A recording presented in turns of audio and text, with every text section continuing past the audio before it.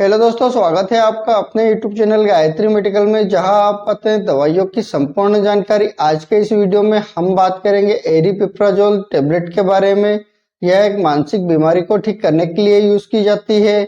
जानेंगे इस टेबलेट के brand name, drug strength, use, dose, side effect और प्रिकॉशंस के बारे में, और साथ ही जानेंगे इस टेबलेट के बारे में कुछ अन्य महत्वपूर्ण बातें।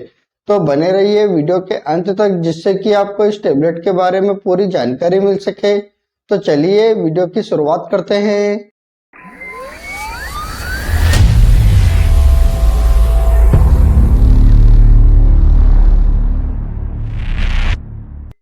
एरिपिप्राजोल टेबलेट की बात करते हैं तो यह एक एंटीसाइकोटिक ग्रुप की दवा है। इसे अटापिकल न्यूरोलेप्टिक क्लास में रखा गया है। यह टेबलेट डोपामिन के न्यूरोट्रांसमिशन की ओवर एक्टिविटीज को मॉड्यूलेट करता है, और साथ ही यह टेबलेट डोपामिन के D2 रिसेप्टर पर मुख्य रूप से काम करता है। यह टेबलेट सेरोटोनिन के 5-HT रिसेप्टर का पार्शियल एगोनिस्ट है। यह टेबलेट दूसरे ड्रग जैसे ओलानजिपिन, रेस्पेरिडोन, क्यूटियापिन, इन सभी से अलग है। यदि आप रेस्पेरिडोन टेबलेट के बारे में जानना चाहते हैं तो आई बटन पर क्लिक कर देख सकते हैं।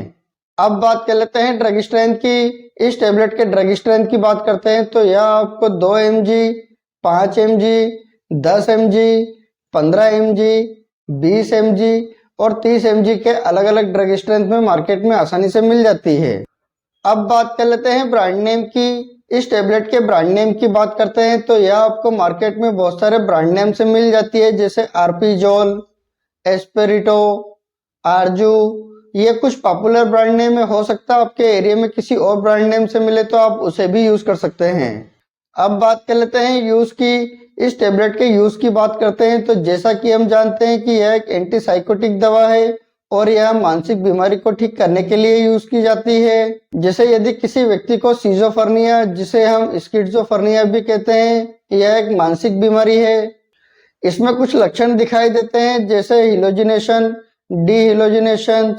इस बीमारी में व्यक्ति को भ्रम रहता है, कंफ्यूजन रहता है, अजीब अजीब आवाजें सुनाई देती है, डर महसूस करता है, पब्लिक से दूर रहता है, अकेले रहना ज्यादा पसंद करता है। तो इस प्रकार की समस्या होने लगती है, तो इसको ठीक करने के लिए इस टेबलेट का यूज किया जाता है। यदि किसी व्यक्ति को बाइपोलर डिसऑर्डर की समस्या हो जाती है तो उस समय व्यक्ति कुछ समय के लिए या कुछ महीनों के लिए उदास रहता है या बहुत ज्यादा खुश रहता है। इसी के साथ व्यक्ति को डर लगने लगता है, चिंता रहती है। तो इस प्रकार की समस्या को ठीक करने के लिए इस टेबलेट का यूज किया जाता है। यदि किसी को टोरेटिस या एटोस्टिक दोनों ही डिसऑर्डर की समस्या हो जाती है, और यह अधिकतर 6 साल के बच्चे या 6 साल से ऊपर के बच्चों को होती है। बीमारी में बच्चे को बहुत ज्यादा गुस्सा आता है, चिड़चिड़ापन रहता है, सेल्फ इंजरी करता है। तो इस प्रकार की कंडीशन को ठीक करने के लिए एरिपिप्राजोल टेबलेट का यूज किया जाता है।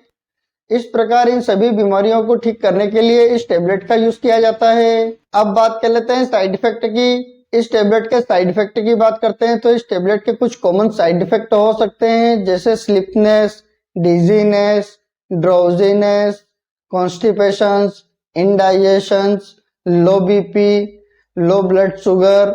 इस प्रकार के कुछ कॉमन साइड इफेक्ट हो सकते हैं। इसके अलावा अगर और कोई साइड इफेक्ट होते हैं तो इस टेबलेट को लेना बंद करें और अपने डॉक्टर से कंसल्ट करें। अब बात कर लेते हैं डोज की। इस टेबलेट के डोज की बात करते हैं तो इस टेबलेट को व्यक्ति की बीमारी तथा एज और वेट के हिसाब से इस टेबलेट का डोज दिया जाता है। इस टेबलेट को 6 साल से लगाकर 70 साल के सभी व्यक्ति को दिया जा सकता है। इस टेबलेट के कॉमन डोज की बात करते हैं तो 2 mg और 5 mg की टेबलेट दिन में एक बार लेने की सलाह दी जाती है। इस टेबलेट को लगातार 15 दिन तक दिया जाता है, और 15 दिन में व्यक्ति को आराम मिल जाता है तो उस व्यक्ति को यह डोज कंटिन्यू रखा जाता है। और यदि किसी व्यक्ति को ज्यादा प्रॉब्लम होती है तो इस टेबलेट का यह डोज बढ़ाया जा सकता है। इस टेबलेट को हमेशा खाना खाने के बाद यूज किया जाता है। इस टेबलेट के टाइम ड्यूरेशन की बात करते हैं तो इस टेबलेट को मिनिमम 1 महीने से लगाकर 6 महीने तक दिया जाता है, और यदि किसी व्यक्ति को ज्यादा प्रॉब्लम रहती है तो उसको लंबे समय तक भी दिया जा सकता है। अब बात कर लेते हैं प्रिकॉशंस की। इस टेबलेट के प्रिकॉशंस की बात करते हैं तो यदि किसी व्यक्ति को इस टेबलेट से किसी भी प्रकार की कोई प्रॉब्लम हो तो आप इस टेबलेट का दोबारा यूज ना करें। यदि कोई लेडीज प्रेग्नेंट है तो उस समय यह टेबलेट नहीं दी जाती है। यदि कोई प्रेग्नेंट लेडीज इस टेबलेट को लेती है तो उसके पेट में पल रहे बच्चे को किसी न किसी प्रकार की कोई प्रॉब्लम हो सकती है। यदि कोई व्यक्ति इट्राकोनाजोल कैप्सूल के साथ इस टेबलेट का यूज करता है तो एरिपिप्राजोल टेबलेट का असर आधा हो जाता है, और यदि कोई व्यक्ति कार्बाजिपिन टेबलेट के साथ एरिपिप्राजोल टेबलेट को लेता है तो उसका असर 2 गुना हो जाता है। इसलिए यदि आप किसी भी प्रकार की कोई मेडिसिन का यूज करते हैं तो आप अपने डॉक्टर को जरूर बताएं। आपसे एक रिक्वेस्ट करूंगा, आप अपनी मर्जी से किसी भी प्रकार की कोई मेडिसिन का यूज न करें। आप अपने डॉक्टर या किसी फार्मासिस्ट की सलाह से ही मेडिसिन का यूज करें। उम्मीद करता हूं कि आपको एरिपिप्राजोल टेबलेट के बारे में पूरी जानकारी मिली होगी। अगर वीडियो अच्छा लगे तो लाइक करें, शेयर करें, सब्सक्राइब करें, जिससे कि और भी लोगों को जानकारी मिल सके। जय हिंद, जय भारत।